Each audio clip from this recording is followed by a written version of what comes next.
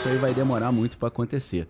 Só que aí, quando você pensa no Elon Musk, o Elon Musk ele também tem falado sobre isso. Se você botar, acho que eu esqueci de separar essa notícia, mas se você botar no YouTube Elon Musk Ice Age, era glacial, você vai achar todos esses vídeos. Ele foi a um podcast que ele começou a mandar essa igual o Trump. Ele falou, eu acho que a gente não vai... O problema não é esquentar, não, é esfriar. Mas, cara, mas por quê? Ele falou, na verdade, se você pega uma definição mais solta de era glacial, nós estamos entrando numa era glacial. Mas, cara, mas como assim? Não está aquecendo? Ele falou, então... Aí ele falou, se você estudar isso, você vai cair numa toca de coelho, que você vai ver que de tempos em tempos existem eventos de extinção. E esses eventos de extinção estão relacionados a esse fenômeno. E ele cita, 6, né? Ele cita a inversão dos polos magnéticos, ele cita essa ideia das correntes meridionais do oceano, e ele fala que, além disso, desse problema, porque qual o problema ali? Se esfria pra caramba, não tem produção de comida pra todo mundo. Começa uma guerra aí pela sobrevivência. Vira um Mad Max a parada. Só que o Mad Max é congelado, né? Porque o Mad Max é deserto, né? Então, ele vai falar, além disso, houve a Primeira Guerra Mundial e houve a Segunda. E, por essa lógica, vai haver a terceira. Só que a terceira vai ser diferente. Definitivo? O que ele está querendo dizer? Ele está se referindo ao quê? E aí eu comecei a listar uma série de eventos que poderiam acelerar isso que a galera acha que é só para 2100. Uma terceira guerra mundial. Porque com a fumaça e a fuligem, você tem um inverno nuclear. Inverno nuclear mesmo. Esse inverno nuclear, o que vai acontecer? O esfriamento do planeta Terra é igual esse caos aqui dessa era do gelo. Cresce planta. Isso poderia acontecer... Em vez de acontecer de 13 em 13 mil anos, ou entre 2025 e 2100, poderia acontecer amanhã se começar uma guerra nuclear. Então, eu comecei a me ligar, não me ligar porque isso é explícito, o Elon Musk, ele quer ir para Marte por causa dessas questões. Ele quer que a humanidade tenha uma arca de Noé para eles poderem continuar a civilização humana lá. E aí os caras no podcast falam, mas e a Lua? Ele falou, a Lua não é suficiente, não é o ideal. Aí primeiro eu pensei, por quê? Porque os caras podem jogar uma bomba nuclear da Terra para a Lua. Na verdade, sabe o que ele está se referindo? Eu entendo. Às armas que estão no espaço que poderiam muito facilmente atingir a Lua. Já tem armas no espaço? Pô, com certeza. Isso agora já... O próprio SpaceX do Elon Musk manda essas armas para a Space Force americana. Eu já conversei sobre isso num podcast com o Sacani. Ele falou que ele que acompanha... os lançamentos, né, de satélite e da SpaceX, ele fala que chega um momento que eles têm que cortar a transmissão. Que é top secret o negócio? Top secret, é classificado. Ele fala, pô, a gente entende que eles estão fazendo coisa ali de militar, segurança nacional, né, questão bélica. Então, uma guerra nuclear poderia fazer isso que os geofísicos acham que é só daqui a 13 mil anos, poderia fazer isso amanhã. Não só isso. A própria revista Economist tem falado sobre... eles botaram, né, perigos para 2025 nessa edição de 2025, que é uma edição que tem um monte de fotos e tal, gerou uma polêmica. Eu não sei se você acha interessante botar ali. Bota. Tem que botar assim, revista Economist, previsões para 2025 ou 2025. Porque é uma edição especial que eles fazem. Sai toda semana, mas eles fazem uma edição do ano. Sim. Então a de 2025 tem uma série de símbolos e tal. A galera diz que é como se fosse um relógio que está dizendo o que vai acontecer nesse ano em cada mês. Sim. Mó viagem. Então, na revista Economist para 2025, eles falam do perigo de uma erupção vulcânica de enormes proporções, escurecendo a atmosfera e fazendo o planeta Terra resfriar, iniciar uma nova era glacial. Parece que esse é o evento. Entendeu? É isso que eles estão... Jogar cinza na atmosfera. Ou essa disrupção das correntes marítimas do Atlântico, ou isso ser acelerado por uma terceira guerra mundial, ou por um vulcão, ou pela aquela ideia do Bill Gates. Eu não separei essa matéria, mas se a galera quiser botar, Bill Gates quer escurecer a atmosfera para evitar o aquecimento global. Tem esse papo? Tem, esse é fato. Colocar um insufilme no... Jogar partículas sólidas na atmosfera para acontecer isso. Só que os próprios cientistas falam, cara, se você erra a mão, você gera uma era glacial, mano. Aí é o filme Expresso do Amanhã. Ah, foi isso que aconteceu? Foi isso. É por isso que eles estão numa por era isso. glacial. Eles tentaram evitar o aquecimento global escurecendo a atmosfera e, sem querer, erraram a mão, né? Erraram muito. O tiro saiu pela culatra. Aí tem que ficar aquele trem rodando, né? Aí tem... Ah lá, Bill Gates financia projeto para escurecer o Sol. Não é conspiração e tal. 2017 isso? Jornais de grande circulação. Ah, não. Tem a data? Eu não tô conseguindo ver daqui. 2021, dá uma olhada. Né? 21, né? É 2/2/2021, né? 2021. Então, isso aí E pode Bill dar... Gates, que era crítico do Trump, já Da chapa. falaram que conversaram muito ao telefone. Matéria do Wall Street Journal. Pra quem acha que a gente tá inventando as coisas, né? E ele falou, ó, pra minha surpresa, a conversa durou 3 horas, né? Minha filha mandou aqui pra mim falando que o filme é o dia depois da manhã. É, né? Você tá falando errado já, tá me dando bronca que é sofrido. Mas é o dia depois da manhã, eu vi aqui. É porque eu tava pensando, é com Dennis Quaid. Ele fala, é Dennis Quaid e o Jack... eu acho que é com o Jake Gyllenhaal também. É com os dois, Dennis Quaid, Eu tava tentando lembrar Dennis Quaid, tinha esquecido. Dennis Quaid também entrou numa de falar uns trocinhos nessa linha aqui. Tá criticando a elite global. Ah, é? Virou meio teórico da conspiração. Sabia, eu não. até achei que depois dessa ele nunca mais ia fazer filme, mas ele fez a Substância. Não, vou aproveitar que eu vou dar... Tô segurando 2 informações aqui que vocês pediram. A primeira era essa, que era o dia depois da manhã, que o Jake Gyllenhaal que fez. Valeu. mesmo. Obrigado, valeu. E a outra é que o Zelensky... Sim. Ele falou... Eram 177 bilhões. Aí, ó. Bilhões, cara. Ele falei 170. Ele falou que recebeu 75 bilhões e os outros 100... 100, galera... Cara, achei que era só a gente que fazia. Ficou em algum lugar, né? Achei que era só Brasil. Meu irmão, isso. 100 bilhões. Imagina o cara, só, desculpa aí interromper. Não, agradecendo ao dinheiro, obrigado mas, demais aí. Eu só recebi 75. É triste, mas é engraçado, né? Então, a gente quer comprar os tanques aí, mas os caras... Cara, não é possível, né, meu irmão? Os caras estão de brincadeira. E aí... Mas essa informação do Zelensky foi rápida, né? Não, é porque eu tô com ela há muito tempo. Só que eu não vi um gap pra... Não, já chama. A galera falando direto, você não queria interromper, né? Eu achei que você tinha esquecido. Quebrar a linha de raciocínio. Tá. Além disso, o George Soros também tem um projeto desse. Só que o projeto de George Soros não é escurecer a atmosfera ou escurecer o Sol. Ele quer escurecer só a região do Ártico, o Polo Norte, para evitar o derretimento das geleiras. Tá. Entendeu? Mas se der zebra, pode escurecer demais também, né? Então existem todos esses projetos... Que partículas seriam essas? Não são robôs, não. No caso do George Soros, no caso do Bill Gates, acho que são partículas sólidas, como se fosse uma poeirinha. Sim. No caso do George Soros, pelo que eu li, são partículas reflexivas. Não seria um negócio escuro, seria um negócio que a luz ia bater e ia voltar, mas não ia escurecer. Ia só dar uma refletida. Mas o que é estranho é que entra a questão de novo também de cometas também. A gente viu agora falando sobre meteoro que tem uma grande possibilidade em 2030. Vocês viram? Não sei se... Bem aí. Aumentou de 1% para 2%, eu acho. Cara, pessoal, é muita coisa ao mesmo tempo. É muita coisa. Né? Aí tem o cometa Meteoro, não sei se eu tô falando, se é Apophis, né? Que tá programado para 2029, 2030, então, né? dá uma olhada nisso. E o lance dos drones lá, o pessoal parou de falar, né? Ninguém falou nada. Final de semana agora, eles falaram que em Ohio voltou a aparecer alguns drones. Voltaram, né, perdão. Você achou aí? 2032. Olha lá. 32? Mas tem matéria, acho que saiu algo ontem, eles falando exatamente sobre risco de meteoro aumenta, né? Aí a gente entra num negócio semi-conspiratório, porque a gente sabe que o major lá da Alemanha, o Werner von Braun, ele foi um dos caras que foi levado para os Estados Unidos no projeto Paperclip, né? A Operação Paperclip. E ele ajudou a criar a NASA.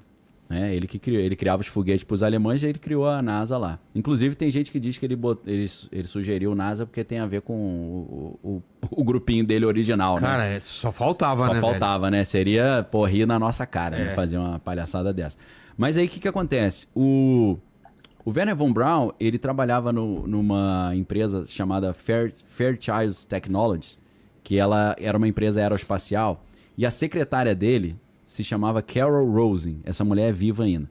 Essa Carol Rosin, ela deu uma entrevista, na verdade, uma palestra, lá em 2001, em Washington. Tá na internet essa palestra. Se você botar Carol Rosin, se você botar Carol Rosin, já vai aparecer. Carol Rosin, R-O-S-N. Se você botar, vai aparecer o vídeo dela. ela fala que no leito de morte, o Wernher von Braun falou para ela, ó, serão criadas uma série de ameaças à humanidade para criar um governo único global. Tipo uma tirania global. Sim. Eu não sei se eu vou falar a sequência certa, mas isso está no meu livro também, A Beira do Abismo. Ele falou, primeiro serão os russos, e aí tem a Guerra Fria, né? Já estava rolando, obviamente. Depois serão os extremistas islâmicos. Depois serão os países emergentes, ou os países de antigamente terceiro mundo. BRICS. Depois serão os cometas. Louco. Depois serão os alienígenas. E mandou essa pra ela. E ela contou isso porque era um evento de ufologia. Sei. Né? Então, quando eu vejo mídia falando sobre cometa, pode destruir a Terra, eu falei, o próximo é alienígena, depois já é o governo único global. Acho melhor ficar de olho, né? E aí, já que a gente tá falando de Elon Musk e tal, entra aquela história estranhíssima de que o Wernher von Braun, em 1953, se eu não estou enganado, escreveu um livro chamado Projeto Marte. E nesse livro, ele é um livro de ficção, mas o sonho dele era colonizar Marte, não deu para fazer em vida, né? Mas ele meio que nessa ficção deixou um passo a passo de como isso poderia ser feito conceitualmente. E no livro, de 1953, tipo 20 anos antes do Elon Musk nascer, ele fala que nesse livro o personagem que é o líder da colônia humana em Marte se chamava Elon. Meio estranho, né? Meio estranho essa história. E aí, óbvio que o Elon Musk devia saber essa história, mas aí semana passada ele, caramba, olha que coincidência, o mesmo meu nome e tal.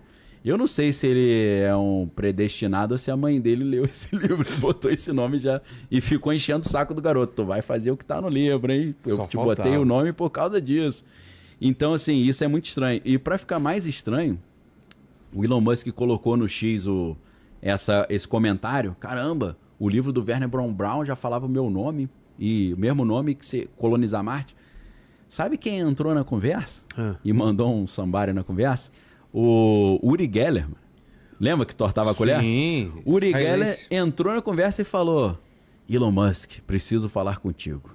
Em 1973, Wernher von Braun me chamou para uma conversa particular e me falou informações altamente vitais para a humanidade e que eu preciso compartilhar com você, porque tem a ver contigo. Nossa. Aí eu falei, pô, meu irmão, e agora? Como é que eu posso ficar sem saber o que é isso mesmo? Aí me quebrou. Tem uma colher aí? Tem uma colherzinha pra gente tortar. Então, isso tudo fez a galera botar mais um segundinho pra frente. É claro que envolve também o perigo da guerra ainda na Ucrânia, um perigo no Oriente Médio que ainda não acabou. Eu acredito que o Donald Trump ele vai, antes dele viabilizar um acordo de paz entre Israel e Palestina e evoluir os acordos de Abraão para o que está sendo chamado os acordos de Ciro, eu vou explicar o que é isso. Ciro foi o único personagem na Bíblia que não era judeu e recebeu dos judeus o título de Salvador, de Messias. Porque o povo de Deus estava cativo na Babilônia, foram vencidos pelos babilônios, por Nabucodonosor, foram levados para a Babilônia, tipo numa operação paperclip, né, que levou a elite de Israel para lá.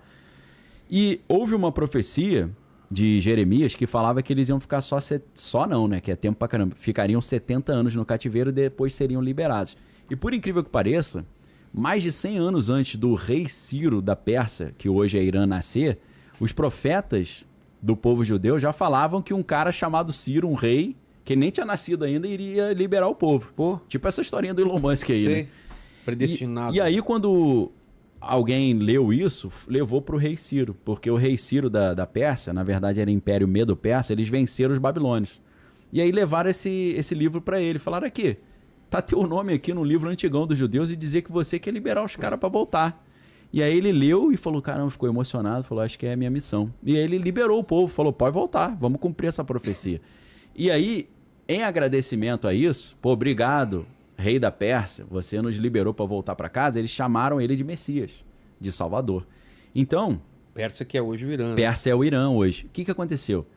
No dia que o presidente Donald Trump tomou posse, dia 20 de janeiro, o príncipe herdeiro do Irã, que está vivendo no exílio, que foi expulso com a Revolução Islâmica de 1978 ou 9, com o Ayatollah Khomeini, ele mandou uma carta para o Trump falando, Trump, eu sou o príncipe herdeiro do Irã, tô doido para voltar para minha terra para reinar, por que você não derruba aí os ayatollahs do Irã e me dá uma moral para eu voltar, expandindo os acordos de paz que você começou com os acordos de Abraão, junto com o Jared Kushner, que é o cunhado do Trump, e a gente expande os acordos de Abraão para os acordos de Ciro. Por que acordo de Ciro? Porque aí o Irã ia participar, com esse príncipe herdeiro voltando. Não é difícil. Trocando. Trocando. Então, eu acho que ainda vai ter uma encrenca brava entre Israel e o Irã, talvez até com armas nucleares sendo usadas. Depois, o Donald Trump vai sair como salvador da humanidade com esses acordos de Ciro aí. Aí que o Irã já tem a bomba? Então, o Anthony Blinken, que era o secretário de Estado americano, no início de 2024, ele falou que os iranianos estavam há 6 meses de ter a bomba atômica. Então, isso daria meados do ano passado. Então, não sei como é que está isso hoje, né? Vamos ver. Então, o que eles devem estar colocando também em pauta é a possibilidade da encrenca no Oriente Médio piorar. E eu acho que tem uma chance de piorar antes de melhorar. Seria, em vez de ser uma calma antes da tempestade, seria a tempestade antes da calma. Não, eu acho que vai piorar também. Então, e nesse cenário que eu tô jogando no ar aí, que é o que Deus não me revelou isso, eu tô lendo o que os analistas estão falando, esse cenário então ia ter uma guerra brava entre Israel e o Irã, com apoio do Trump, e depois dessa guerra seria estabelecido um acordo de paz que envolveu o Irã, o Oriente Médio, a Palestina, a Cisjordânia, a faixa de Gaza. E eles trariam a solução dos 2 estados, né? A Palestina finalmente teria o seu próprio estado oficializado. E, como condição para eles terem o estado, eles liberariam um monte do templo para a reconstrução do templo de Jerusalém. E aí profecias bíblicas importantes seriam cumpridas. Só que tem uma preocupação porque é no mesmo lugar tem a mesquita, o Domo da Rocha e a Mesquita de Al-Aqsa, né? São 2 coisas que tem ali, eles teriam que dar um jeito de tirar de lá, não sei como, né? Talvez seria um pré-requisito para fazer o acordo de paz. E se cumpririam profecias bíblicas, só que tem um problema. Quem fizer isso será visto pelo mundo como o salvador que trouxe a paz, vai ganhar o Prêmio Nobel da Paz. Mas quem conhece Bíblia sabe que quem vai trazer o acordo de paz e ajudar a reconstruir o templo é o que a Bíblia chama de um anticristo.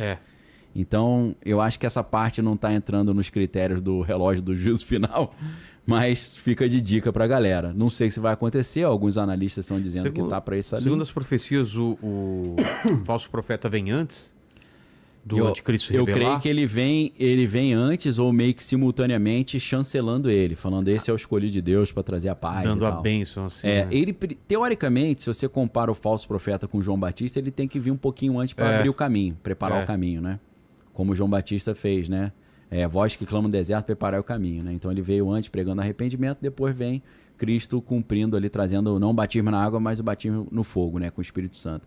Tem gente que acha que esse negócio de batismo no Espírito Santo é coisa de crente pentecostal da Rua Azusa, mas na verdade João Batista falava, eu vos batizo com água, mas virá um após mim que é maior do que eu, não sou digno de desatar os cadastros da sua sandália, ele vos batizará com o Espírito Santo com fogo.